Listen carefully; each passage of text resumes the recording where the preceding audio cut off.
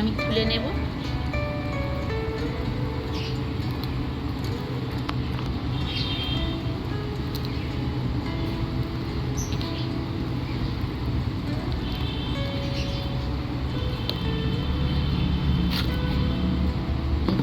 তালটা তুলে নিয়েছি। এই তালটা একদম পুরোপুরি পাকা। তো দেখুন তালটা বেশ বড় আছে। এবার চলুন তালটা বেশ ভালো করে এইভাবে আমি তুলে নেব। নমস্কার বন্ধুরা, কেমন আছেন সবাই? কাকুলির ঘরকন্যা একটি ব্লগে আপনাদের স্বাগত জানাই। সকাল সকাল দেখুন তোড়জোড় শুরু হয়ে গেছে। আজকে যেহেতু জন্মাষ্টমী, আর জন্মাষ্টমীর জন্যে আমি এখানে দুটো বড় বড় তাল কিনে নিয়েছি। আর তালগুলো জানেন তো বেশ পাকা আর বেশ বড় বড়। তো চলুন তালগুলো এবার ভালো করে আমি ধুয়ে পরিষ্কার করে নিয়েছি। এইভাবে আমি তালের গায়ের খোসাগুলো ছাড়িয়ে নিই। আর তালের গায়ে এইভাবে খোসাগুলো ছাড়াতে খুব তাড়াতাড়ি হয়। আমি এই 3টে ভাগে ভাগ করে নিয়েছি। আপনারাও এইভাবেও ছাড়াতে পারেন, আবার এমনি এইভাবেও ছাড়াতে পারেন। দু রকমভাবেই ছাড়ানো যায়। আর তালটা বেশ ভালো করে এইভাবে আছাড় দিয়ে নরম করে নেব, তাতে তালের পাল্পটা বেশ ভালো করে বের হবে। আর এখানে আমি একটা বেশ বড় রকমের ঝুড়ি নিয়ে নিয়েছি। ঝুড়িটা আমি থালার মধ্যে বসিয়ে নিলাম। আর এই ঝুড়িগুলো তো জানেন তো বেশ ভালো করে তাল ছানতে খুব সুবিধা হয়। আর তাতে তালের মধ্যে যে এই নাড়ি ভুড়িগুলো রয়েছে সেগুলো পড়বে না। তাতে তালটা আর পাল্পটা দুবার করে আর ছেঁকে নিতে হবে না। তো চলুন এইভাবে আমি সমস্ত তালের পাল্পগুলো বের করে নিই। বেশ তাড়াতাড়িও হয়ে যাচ্ছে। আর সকাল থেকে প্রচুর কাজ, কি করব না করব, একা হাতে তো এত খাবার ভগবানের জন্য বানানো।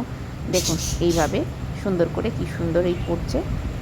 এই যে একটুও দেখুন এর মধ্যে এর ভুমড়িগুলো পড়ছে না। এইভাবে সমস্ত তালটাকে এবার আমি টেনে নিচ্ছি। চলুন এইভাবে তালগুলো আমি সুন্দর করে টেনে নিই। কতটা হয়েছে দেখে নিন, কত তাড়াতাড়ি কতটা বেরিয়ে গেল,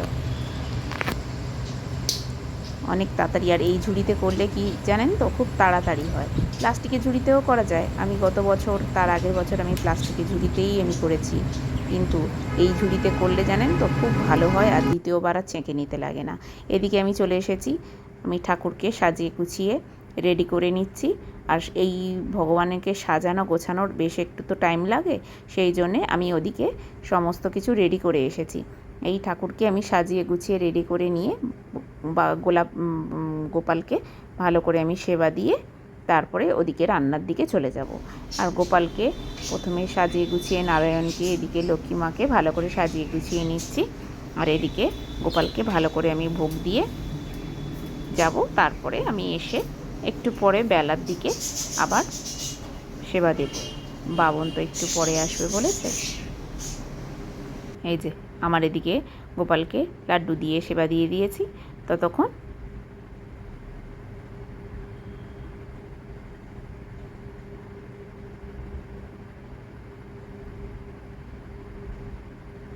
সমস্ত সাজিয়ে গুছিয়ে রেডি করে নিয়েছি।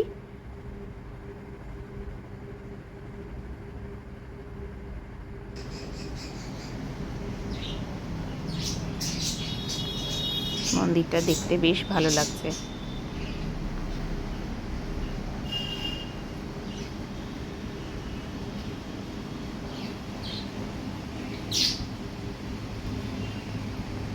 চলো এদিকে এসে আমি ঠাকুরের জন্য রান্নাবান্না বসিয়ে দিয়েছি। এদিকে গোপালের জন্য আমি পায়েস করে নিচ্ছি।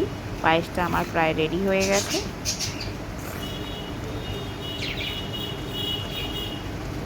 এবার পায়েসটা আমি নামিয়ে নেব।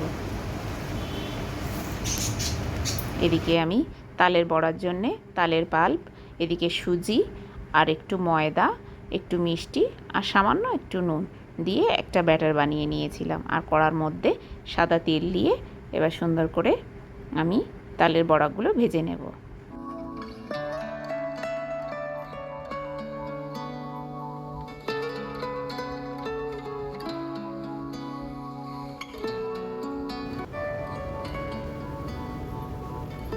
তো এখানে তালের বড়াগুলো খুব ভালো করে দেখুন লাল লাল করে ভাজা হয়ে গেছে। এবার আমি নেড়ে চেড়ে তুলে নেব।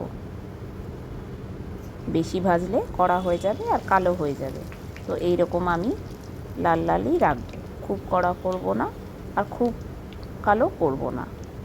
তার কারণ হচ্ছে এরকম লাল লাল তালের বড়া দেখতেও ভালো লাগে, আর ভগবানের আশা করি পছন্দও হবে। তো এইভাবে আমি সমস্ত বড়াগুলো ভেজে নেব। আর এদিকে আমি মালপোয়ার জন্যে ব্যাটার বানিয়ে রেখেছিলাম। সুজি, চিনি আর একটু দুধ আর যা যা লাগে সব রকম দিয়ে আমি একটা ব্যাটার বানিয়ে রেখেছি। তো এবার আমি মালপোয়াগুলোও ভেজে নেব। তো মালপোয়ার জন্য আগে থেকে আমি ব্যাটারটা বানিয়ে রেখেছি। তো তালের বড়া করার পরে আমি মালপোয়াগুলো ভেজে নেব। এই যে তালের বড়াগুলো সব ভাজা হয়ে গেছে, এদিকে আমি মালপোয়াগুলোও ভেজে নিচ্ছি খুব ভালো করে। সবই অল্প অল্প করে নিজে হাতে বানিয়ে ভগবানকে সেবা দেওয়ার চেষ্টা করি। এগুলো কিনেও দেওয়া যায়, কিন্তু সাধারণত কিনে দিলে কি জানেন তো, এত হয়তো ভালো হবে না, কিন্তু আমি নিজে হাতে বানিয়ে দিলে আমার মনের দিক থেকেও শান্তি পাই। আর কেন জানি না, আমি প্রতি বছর হাতে বানিয়ে দিই বলে তো আমি একটা মনের দিক থেকে অসম্ভব আমি একটা সুখ অনুভব করতে থাকি, যে আমি এইভাবে দিলে পরে হয়তো ভগবান খুব খুশি হবেন, আর আমি নিজে মনের দিক থেকেও অনেক খুশি হই। তো সেই জন্যে আমি প্রতি বছর জানেন তো, যতই কষ্ট হোক না কেন, আমি নিজে হাতে সব এগুলো আমি ভগবানের জন্য বানানোর চেষ্টা করি। জানি না গোপাল হয়তো কতটা খুশি হবে, কিন্তু আমি মনের দিক থেকে অনেক খুশি হই যে আমি ভগবানকে নিজে হাতেই এগুলো সেবা দিতে পারি। নিজেদের জন্য তো সারা বছর কত কী না করি, তো এইটুকু যদি ভগবানের জন্য করতে পারি, মনে একটা অসম্ভব ভালো আনন্দ আর সুখ অনুভব করতে পারি আমি। তো চলুন, এইভাবে কথা বলতে বলতে দেখুন কতগুলো আমার বানানো হয়ে গেল। হাতের কাছে সব রেডি থাকলে জানেন তো বেশি সময় লাগে না। এই যে খুব বেশি লাল লাল করব না, এরকম আমি হালকা লাল করব। আর এগুলো জানেন তো আমি ভেজে এই চিনির শিরা বানিয়ে রেখেছি। এদিকে চিনির শিরার মধ্যে আমি দিয়ে দিচ্ছি। বেশিক্ষণ চিনি শিরার মধ্যে রাখবো না, একটু 2-4 মিনিট রেখে আবার তুলে নেব।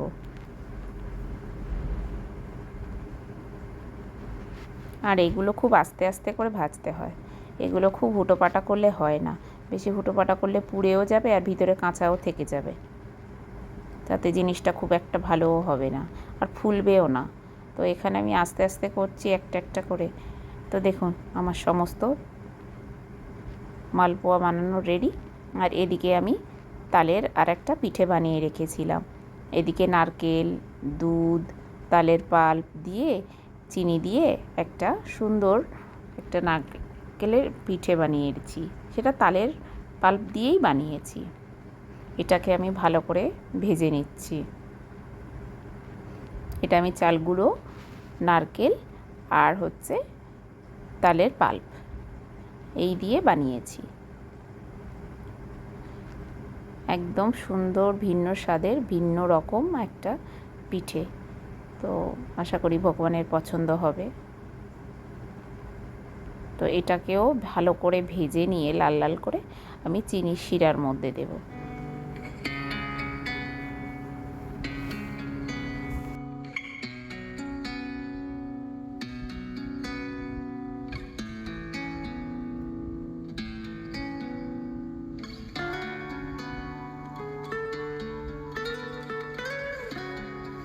এই যে পিঠেগুলো প্রায় অনেকখানি ভেজে নিয়েছি, আর এইটুকু বাকি আছে, এইগুলো ভেজে নিলেই আমার পিঠেটা কমপ্লিট হয়ে যাবে। তারপরে চিনি শিরার মধ্যে দিয়ে দেবো। চলো, পিঠেগুলো তো কমপ্লিট হয়ে গেল। এদিকে আলুর দমটা বেশ বসিয়ে দিয়েছি ভালো করে, আর আলুগুলো ভালো করে সিদ্ধ করে নিয়েছিলাম হালকা। মশলাটা মিক্সিতে বানিয়ে নিয়েছি, আলুর দমটা বেশ ভালো করে ফুটেও গেছে। আলুর দমটা হয়ে গেলে প্রায় রান্নার কাজটা অনেকটাই এগিয়ে যাবে। আলুগুলো আরেকটু সিদ্ধ হতে বাকি আছে, তো আর একটু সিদ্ধ হোক। এদিকে আলুর দমটাও হয়ে গেল। আর এদিকে নারকেলটাকে কুড়িয়ে আখের দুধ দিয়ে ভালো করে আমি পাক দিয়ে নিয়েছি নারকেল নাড়ু করার জন্য। তো নারকেল নাড়ু আমি এবার বানিয়ে নিই। আর এই গরম গরম নারকেল নাড়ু বানাতে হয়, জানেন তো। ঠান্ডা হয়ে গেলে নারকেল নাড়ু আবার শক্ত হয়ে যাবে, এগুলো তখন আর বেশ ভালো করে পাক দেওয়া যাবে না। আর এই নারকেল নাড়ু আমি সবসময় হাতে করি। আর বাজার থেকে কেনা নাড়ুগুলো কি বলুন তো, ভীষণ বালি থাকে আর একদম মুখে দেওয়া যায় না। আর আমার বাচ্চারা অতটা পছন্দও করে না। ওই জন্য আমি বারে আমি নারকেল নাড়ু করে আমি ভগবানকে দেওয়ার চেষ্টা করি। কেননা আমি নিজেই নারকেল বাজার থেকে কিনে এনে তারপরে আমি সেটাকে বাড়িতে পাক দিয়ে নিজেই হাতে নাড়ু করি। আর এই নাড়ুটা দেখতেও খুব ভালো হয়। আমি ওই জন্যে পুজোর জন্যে আমি ভাবছিলাম যে যতই কষ্ট হোক না কেন আমি নিজে হাতে আমি ভগবানকে এইভাবেই বানিয়ে দেব। তো ওই জন্যে আমি নিজে একটু হয়তো সময় লেগেছে, কিন্তু এগুলো নিজে হাতে আমি সমস্ত কিছু বানিয়ে দিচ্ছি। কিনে দিলেও হতো, কিন্তু আমি কিনে দিইনি। কিনে দেওয়াটা ঠিক আমার অতটা মন মতো হয়ও না। কিনে দিলেও অতটা আমার ঠিক পছন্দও হবে না। তার কারণ হচ্ছে একটু একটু নাড়ু কত দাম। নিজে আমি এইগুলো বানিয়ে দিই। চলুন এগুলো এখন আমি বানাতে থাকি। এইটা বানালেই আমার মোটামুটি ভোগের কাজ কমপ্লিট হয়ে যাবে। আর এই ভোগের কাজ সেরে নিয়ে তারপরে ওইদিকে চলে যাব আবার আমি এগুলো সাজাতে গোছাতে। তার কারণ হচ্ছে ঠাকুরমশাইও একটু পরে চলে আসবে।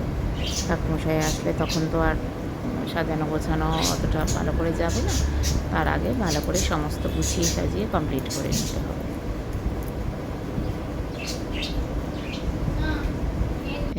দেখতে দেখতে আমার নারকেল নাড়ুগুলোও কমপ্লিট হয়ে গেছে। নাড়ু কথা বলতে বলতে নাড়ুগুলোও আমি কমপ্লিট করে দিয়েছি। তো বন্ধুরা দেখুন, আজকের এই জন্মাষ্টমীর এই ভোগ আমি বানিয়েছি। এবার আমার গোবিন্দকে আমি সেবা দেব। অল্পের মধ্যেই বানিয়েছি। তো আপনারা কারা কারা গোবিন্দকে এইভাবে নিজে হাতে ভোগ রান্না করে সেবা দিচ্ছেন কমেন্ট করে জানাবেন। আর আমার ভোগগুলো গোবিন্দর আশা করি পছন্দ হবে। তো চলুন এগুলো গোবিন্দকে এখন নিবেদন করি। এইগুলো আমি বানালাম। এই যে দেখুন বন্ধুরা, গোবিন্দকে সেবা দিয়ে দিয়েছি। এবার ঠাকুমশাই চলে আসবে। গুছিয়ে সাজিয়ে দিয়ে দিয়েছি।